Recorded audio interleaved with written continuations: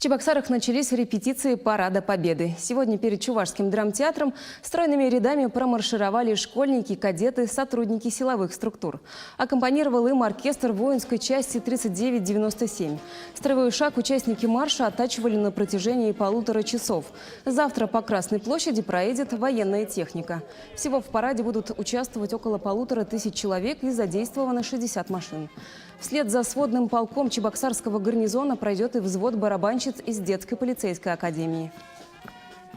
Я думаю, для каждого, кто здесь находится, это огромная честь поучаствовать в таком важном для каждого человека, живущего в России, событии. Это огромная честь. Особенно мы проходим первыми. Волнение всегда, конечно, присутствует, но стараемся его перебороть и уверенно пройти строевым шагом. Торжественное шествие в Чебоксарах традиционно начнется 9 мая в полдень. Генеральная репетиция назначена на 7 мая.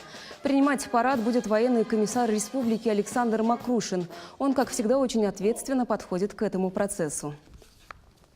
Мы расширяем все время количество людей. Почему? Потому что здесь не просто кадеты, здесь лучшие кадеты, лучшие школьные коллективы, люди, которые победители соревнований, юнармии и так далее. Поэтому мы очень серьезный отбор, чтобы сюда попасть на парад, на главный парад Чувашии.